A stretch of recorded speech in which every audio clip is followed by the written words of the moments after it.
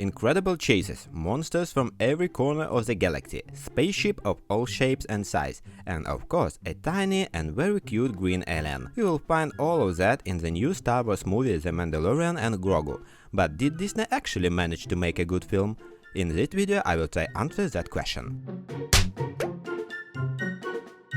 Hi, my name is Perseval and on this channel I talk about video games and more. This time I was planning to make a video about the Ninja Turtle on NES, but my plan changed a little because this weekend I watched The Mandalorian and Grogu, and I honestly have a lot to say about it. Oh yeah, I almost forgot that you're a huge fan of Jedi and Sith, Perseval. That's right. Unfortunately, this movie doesn't really have either Sith or Jedi, but that's not actually the film's biggest problem. So, let me guess. You didn't like it?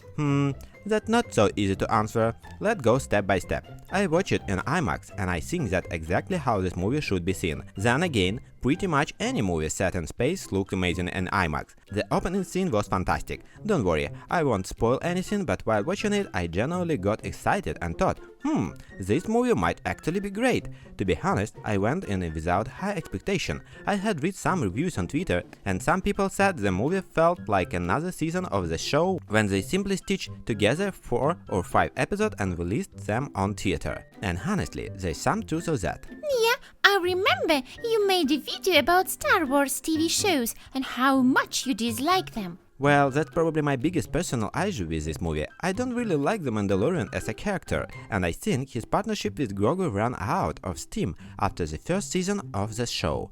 Don't get me wrong, the concept was cool, a silent bounty hunter taking care of a special child that everyone is hunting. That's a great idea and super original, but after season 1 there is really no reason for Mando to keep dragging Grogu around.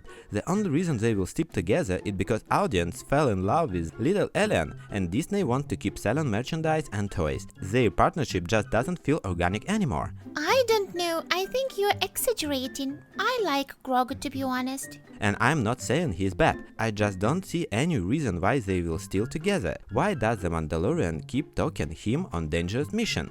But you know, I think this problem could have been solved if the writers had at least tried to develop the character and their story arcs. Let me explain.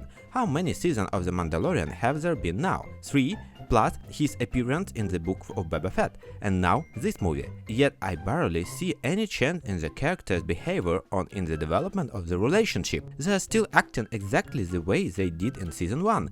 The Mandalorian keeps protecting the kid, and Grogu occasionally performs a miracle, surprise everyone, or save Mando. Personally, I think it would have made more sense if the writer had turned them into actual partners. Maybe Grogu could have been a mechanic or a co-pilot, then he'd make mistakes, mess things up, create funny situation, or even get the team into trouble. That would give Mando a real reason to bring him along.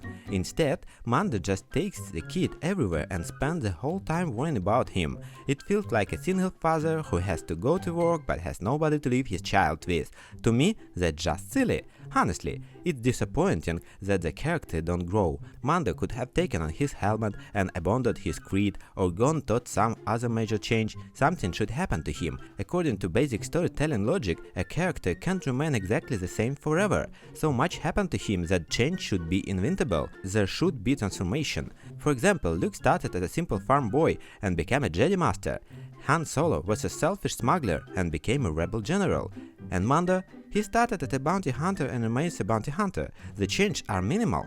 The same goes for Grogu. He started as mischievous little kid and remained a mischievous little kid. And that's shame. I simply don't find this character interesting anymore, and I think that the showrunners fault because it feels like they don't know what to do with them. There's also a moment in the movie, don't worry, no spoilers, I promise, but I will give you a hint. There's a scene that's almost identical to the one in The Last of Us, where Ellie takes care of Joel after he suffered a serious injury. And the funniest part, the Mandalorian is played by Pedro Pascal, who also played Joel in HBO adaptation. It almost feels like he wanted to recreate that scene and suggested it to the filmmaker. It was weird. So, you didn't like the movie? Why would you think that? I actually like it. Now I'm completely confused. like I said earlier, I don't really like the character himself. He just doesn't interest me. Honestly, it would have been much better if they had used Boba Fett instead. They could have adjusted the timeline a little, set the story during the height of the Empire, shown Boba's early years and how he became who he is, and the plot wouldn't even need many changes. Same bounty hunters, same armor, pretty much the same setup. There would have been no need to create a character who basically is the same person. But that said, the atmosphere of the movie, the action scene, the humor and the music are all excellent, and I think if the creators stopped focusing on these two characters and started telling new stories with new heroes, the movie could be really great. And if they bring back Jedi and Sith, I will be even happier. Come on, this is Star Wars! Where are the lightsaber duels? I miss them so much. Good thing the old movies still exist. I think I will go rewatch The Phantom Menace. They really knew how to make great movie back then. That's all for today. Thank you for watching until to end. Let me know in the comment if you've seen the movie and what you thought about it. Don't forget to like the video and subscribe to the channel. Time for me to get back to the Ninja Turtle video. It's been way too long since I made proper review. Thanks for watching and I will see you again very soon. This was Perseval and Bastet. See you later.